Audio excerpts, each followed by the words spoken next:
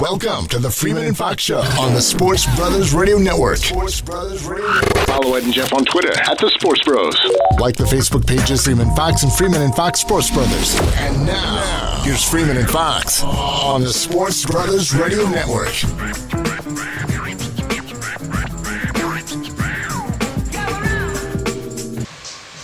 Welcome to another edition of Freeman and Fox Show with JT Fontaine here on the 305 Sports Talk Network on 880 The Biz. Good Saturday afternoon to everybody out there listening on a beautiful MIA in Fort Lauderdale and West Palm Beach, South Florida Saturday, man. I hope there's no rain coming our way, but it looks beautiful. It was hard to come into the studio today, Fox. I'm telling you, Gigi, it was hard to come into the studio today because I was actually on Pompano Beach, literally with my feet in the water, like 9 o'clock this morning. Oh. And I was like, how can I get out of my car?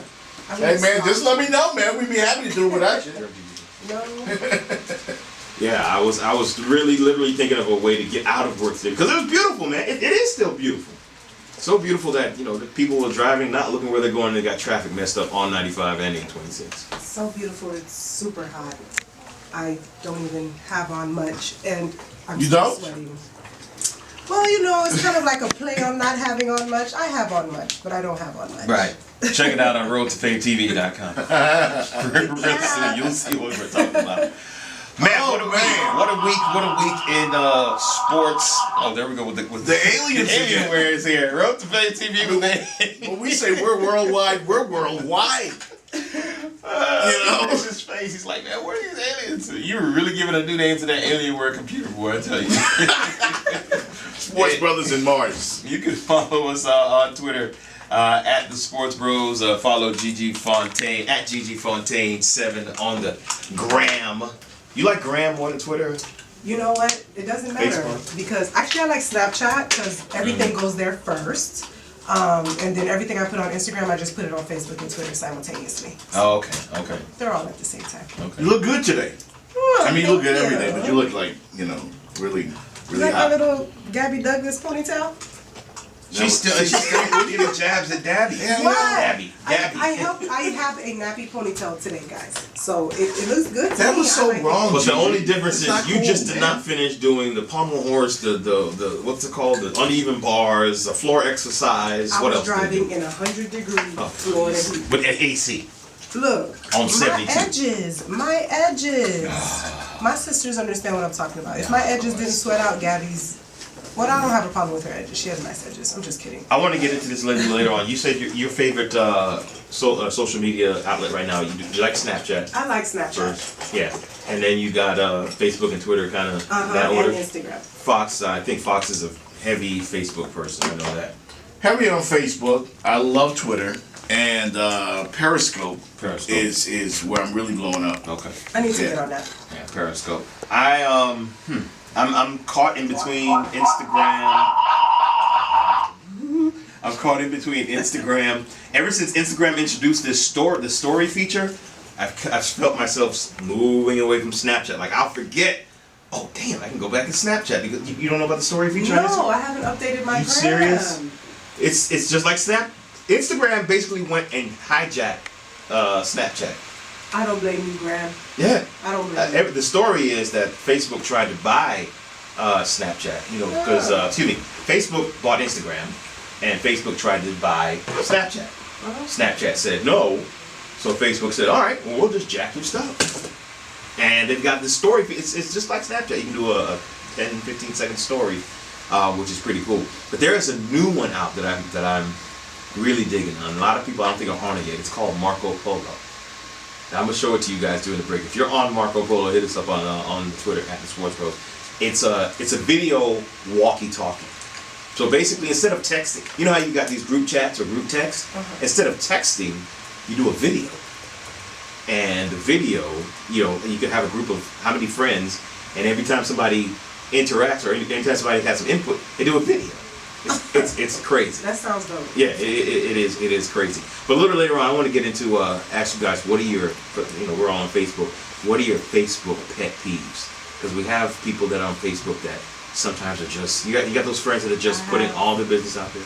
I have those classmates. That is my pet peeve, the business thing. I don't mind because, I'm petty. I like knowing your business. But if you gonna get me all emotionally invested in the breakup and then the makeup and then the breakup and then and what you're having for dinner. Yeah, okay. Like, who gives a damn? Yeah. Well, no, I post my dinner because I'm a great cook. I post my dinner. But the makeup to breakup... Do you do that every day? Well, no, not every day. Only there when are it's, people like, that really post pretty. breakfast, lunch, dinner, Okay. snacks. Yeah. Save the P. We're gonna do that. We're gonna do that a little bit later on. We got Gigi's G Talk coming up a little bit later on. Today we start our fantasy football segment with Nolan of ESPN. He'll join us in the next hour.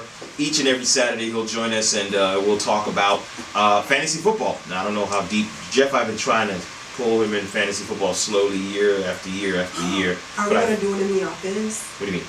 Like me against you against Jeff? We can start our own fantasy football league let's if you do want. that. It's about that time. Yeah, we would need to do that. Yeah, we need to start our own fantasy football league. But Nolan Murphy of ESPN will join us and give us his fantasy football take and people you should pick and who you shouldn't pick, who you should get, who you should stay away from. We'll do that all coming up next hour. It's Freemen and Fox with Gigi Fontaine, presented by Real Men Block, Leon Cersei Initiative. Well, let's get to the story of the day, the story of the week. Obviously, it's the Olympics as the Olympics come winding down. We were texting back and forth, so the men play tomorrow. Yes. For the gold medal. For the gold. Now, a week ago, we were here, and somebody was panicking, pushing the alarm. Too soon. Had women and children first, and pots and pans banging in the streets because the USA men's basketball team came close in a couple of games. Do you remember who that was? That wasn't Larry, was it? Was it? Larry. Nah, it was me. Oh, it was you. It was me. Yeah. Oh, yeah. You damn right it was me. Yeah. And I'm still Okay. Yeah. Listen. Yeah. Still, Jeff. Still. We're in the gold medal game. We barely got there. We Does it barely matter got there. how We we got beat there? Spain by what? 3 points? Your point. 6. I mean, listen. The single-digit games. There've been far too many of them.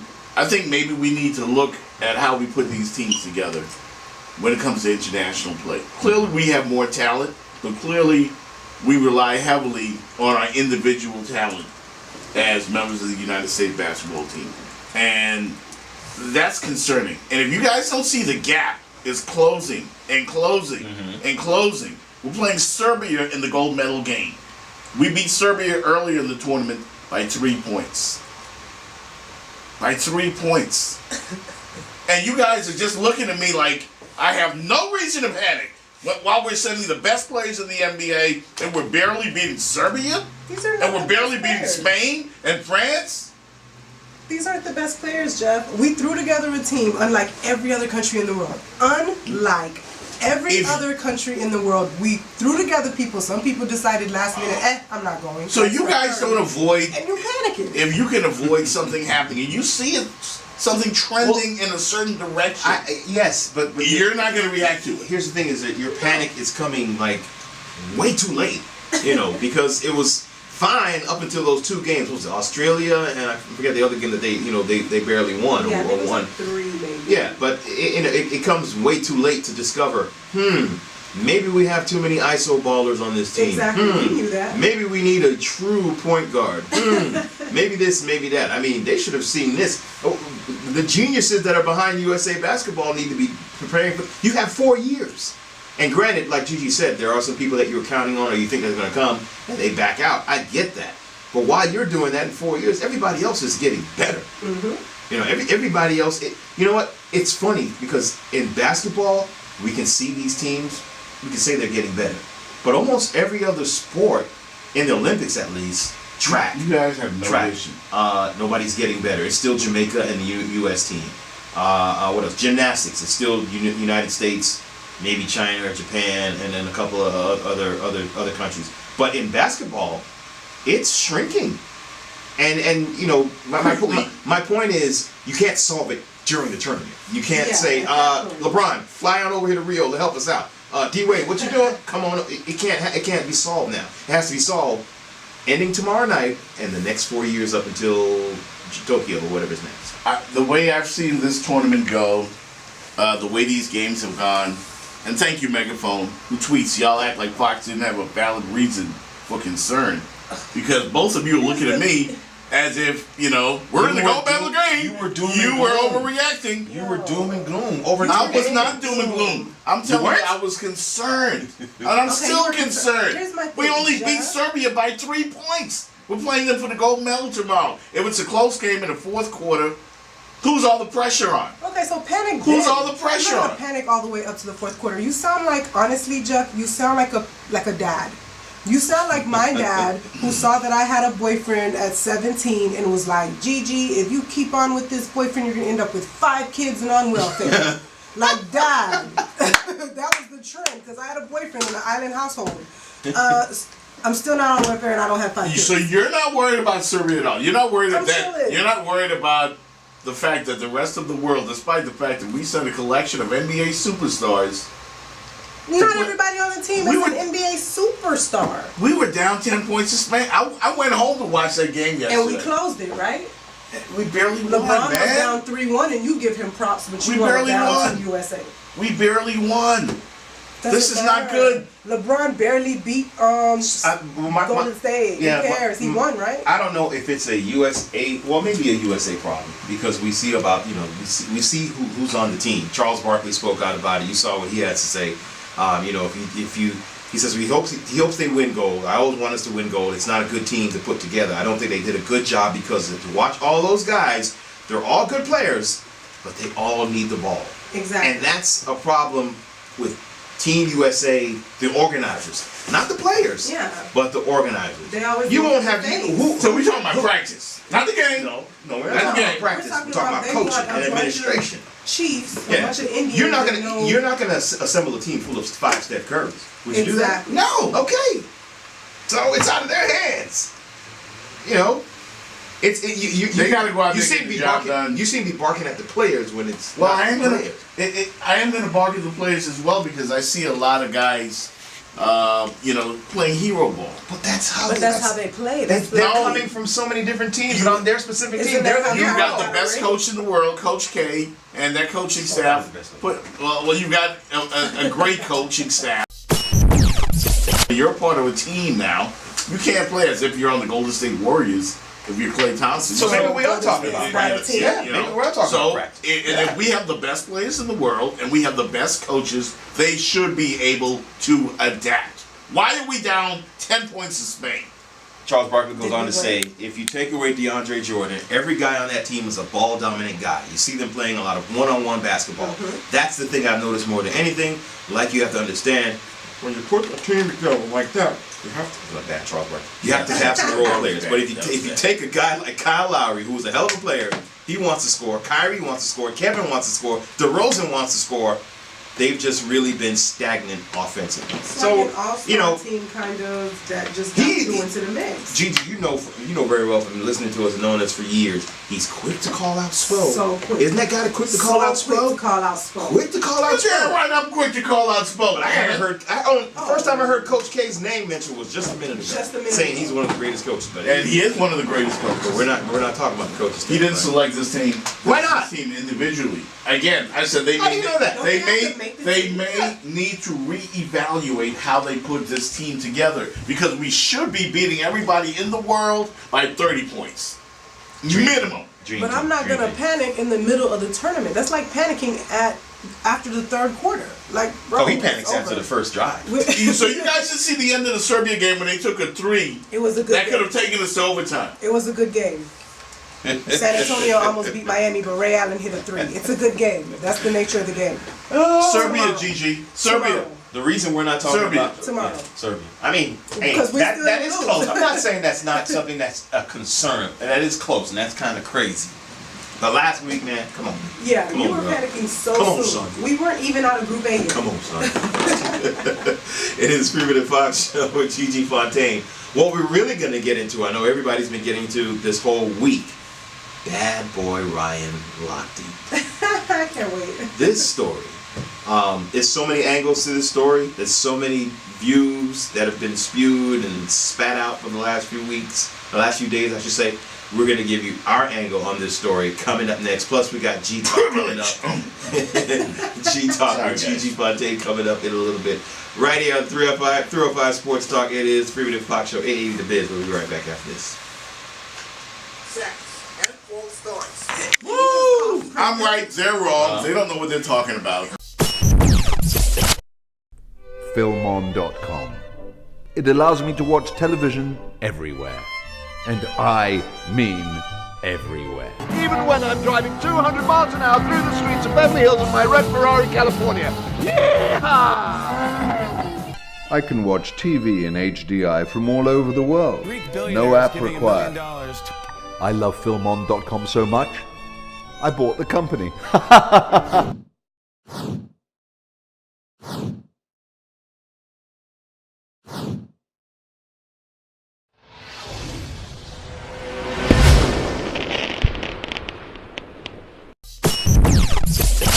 Ryan Lochte. The lie that was heard around the world.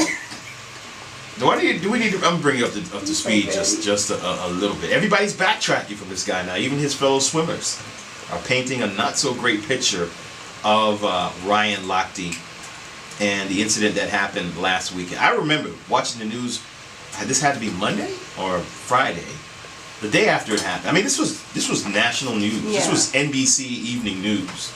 Like, you know, U.S. swimmers get accosted by the cops and they're held at gunpoint. And the reason I believe it could have happened was because just a few weeks ago I was in Costa Rica, went out there for a wedding, and one of the people that were with them in the party, they got pulled over and harassed by they got shook down, I guess you could say, by the cops. Either, you know, give us this amount of money or we're taking you to jail. And who wants to be locked up abroad? Exactly. Nobody. So my first reaction was, wow, man, wow, it probably did happen. That's messed up. You know, it could happen to anybody. They know that's probably Ryan Lochte. That's one of those American guys. Let's get some money off of him. And it turns out that Ryan Lochte was just telling a big, bold-faced lie. But was it a lie? Well, according to not only just him and the Rio de Janeiro police, but even some of his fellow swimmers. Two of the swimmers involved in the incident apologized in the separate statements that both assert that Lochte initiated a confrontation with two security guards at a business when he ripped the poster off of a wall. The four swimmers stopped at a gas station near Olympic Park, urinated on the side of the building, and that's when Lochte pulled a framed metal advertisement off of the wall. Two security guards came over there and said, hey man, you guys got to stop that, whatever. And then from that turned into, what was it, being held by police? They pulled a gun on me and they told me to get on the ground. Yeah. But, you know, I wasn't going for that, man. You know what I'm saying? I was like, yo, I ain't not laying on the ground, man. What you gonna do about it? You know what I'm saying? You know, I'm from the USA, man. You know, I get mine. What? That's what he said. The first thing that came to mind, you know, obviously when this happened, or when the truth started to come out and their story started to unravel, it reminded me of, and I think you guys can attest to this. Remember when you were small and you used to go over to somebody's house and your parents gave you that look like, you better behave, sit down, don't move, don't ask for nothing, don't breathe, yeah. Don't touch nothing. And every little, say please, say thank you. And this is just an example of Lochte, you know, leaving the United States, going into somebody else's house, and acting a straight up ass. I disagree. What? I know, right? Everybody in the media is on Ryan, right? Everybody. But let me backtrack a little bit, because in the beginning of the week, I, you know, was with Stephen A. I was with everybody. I'm like, oh my gosh, what an asshole. Why would you do that? Mm-hmm. But then I kind of thought about things. And when I thought about things and I kind of, you know, watched it unfold, Ryan never really said he lied. So let's be serious here. When someone says, oh, I've been robbed at gunpoint, you think, oh my God, how scary. They probably held you down, they shook you up. But let's be serious right now. The word robbery in itself just means it is a crime of taking or attempting to take anything by force or threat of force. Now, we've seen the video. Thank you for that definition. And your point is? The thing is, we've seen the video. There was guns present. They're in a country they don't understand what these people are saying. So at the end of the day, I'm tipsy or drunk. I don't understand what you're saying to me. That's the equivalent of me getting caught up in Little Tokyo up in New York, and an Asian person or a Japanese person comes up with a gun. I don't know what she's saying to me. I have no idea other than the fact that she has a gun and she wants some money to let me go. When they come up to you, that's different. When you're initiating some sort, when you're doing something that causes somebody to a security guard. He broke into a bathroom, and even they exaggerated and said he messed up the bathroom, and he didn't. Okay, so he messed up the door. They also gave them $55 for the door, and then now you're forcing the other kid to pay darn near $11K to tell him he won't get in trouble with you. Tell me this is not about money. It was a shakedown by definition, and his lawyer will defend him as well because his lawyer is from Fort Lauderdale. But would there be a shakedown had they not did the damage? No, there wouldn't be. But at the end of the day, if your security is not your place to be pulling out guns on an athlete, his hair alone. What I'm thinking, it's a back and forth, because you said you used the analogy of a Chinese person or somebody speaking a different language. They don't understand everybody each other. Doesn't understand everybody. Complete miscommunication. You know, from all accounts, and I haven't seen the full video, but from all accounts, and it says here, this is the account given by the other swimmers. He says, Bent says, again, I can't speak for his actions, but Ryan stood up and began to yell at the guards. And they grabbed him. You see that on video. He never even touched the guard. No. They're not even where me and you are at this point. After Jack and I both tugged at him in an attempt to get him to sit back down, Ryan and the security guards had a heated verbal exchange, but no physical contact. Exactly. Al Roker, this has obviously been the story of the Olympics, the bad story of the Olympics. Al Roker, who's a Billy Bush, and his other co-host Natalie, I get the name right here real quick, Natalie Morales. This was entertaining. They spoke about this. Al Roker is basically saying this guy lied, and Billy Bush is kind of, like Gigi, kind of defending him. Let's hear a little bit of that.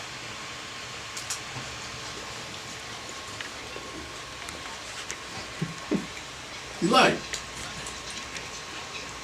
While he skedaddled, he certainly lied about some details. No, he lied. No, some details? You can use a tough back now. No robbery. There was no pullover. There was nothing. No gun to his head. He lied. Okay, come in. Coming up. If a security guard the next segment after the commercial with a badge and is asking for money and you don't speak Portuguese, there was a translator. Right. Well, the swimmers, Jimmy Fegan said there wasn't, so there's a different story. But when someone said, you'll give me money or you can't leave. He lied. Sure, he embellished that. No. Money unwillingly came out of his pocket. They were not. He said their car was hit. That's not true. That's a lie. Gun to the head is a dirty lie. Is a lie. That didn't happen. They weren't sideswiped. He created all of these moments to make himself look like. Okay. I stared them down in the face. It was like you said, the dirty, hairy moment. I mean, come on. You look at Mario Andrade, who's the real organizing guy. He said.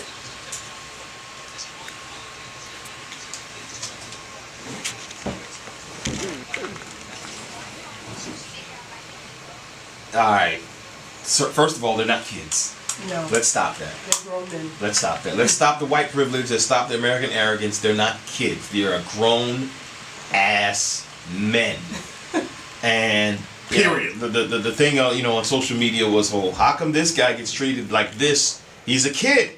He's having fun. He's embellished a little bit. Yeah. Poor little Gabby doesn't put her hand over her heart during the Star Spangled Banner, and she's you might as well kill her for treason or something like that. It's stop. It's different. It's definitely different the way the media portrays this whole situation, E-Dub. And there are a lot of people, in particular people of color, who find, situations like that. Wow, look at how they're looking at this situation. Yeah. Look at the excuses. Imagine if he was, and I hate to put race in it, but race has been put in it, by people out there. And I'm not saying, he comes off more to me as a spoiled brat. He is a spoiled brat. And let's look at it this way as well. If you're the people of Brazil, you already got this Zika virus thing going on there that people are concerned with. And then here you're concerned with crime. And here comes some kid, some rich, privileged kid that comes in and makes up a story about something like that happening and offends the people of that nation. It's not cool. and it makes him look like a quote-unquote ugly American. Yeah. We've heard that before, haven't we? Oh, definitely. That you feel like you can go to another country and just do what you want to do because you have the title in USA across your chest. I agree halfway. Because he didn't make it up. You have to understand how this story even came out, guys. He was literally just talking to his mom or grandma, one of them, and he told her what happened. Now, older white woman, obviously privileged. In her mind, she's like, oh my God, son, you just got robbed. But he did make up the part about a gun cocked to his head. Yeah, he made up that part, but for all we know, his mommy made up that part. We don't know, because different people, look, the closest thing Ryan Lochte ever got to the hood was dating K. Michelle, allegedly. So obviously they are more afraid of a gun being brandished, even if it's by your side, than say the three of us at this table, clearly. So at the end of the day, if he's telling his mom, oh my gosh, you're not going to believe what happened on a drunken night, and mom goes, oh my God, my son was held at gunpoint, and then, now he has to keep up with the story. For all accounts, the story has been coming from him, not his mom. Yeah, I mean, the story is he lied to his mom. Yeah, he lied, and she added to it, and they kept it going together. And now it's just gone too far. It's gone too far, but at the end of the day, the man was, I guess, quote-unquote, robbed by definition. Did he overreact? Probably, but most of us would have if we were in a situation where we didn't understand what someone was saying. I wonder what the reaction would have been had that been DeAndre Jordan, Gabby Douglas, Cousins, and Klay Thompson, a night out on the town. I don't think that anybody's treating what happened there in Brazil as a capital crime or anything like that. But look, there are such things called as international incidents for a reason.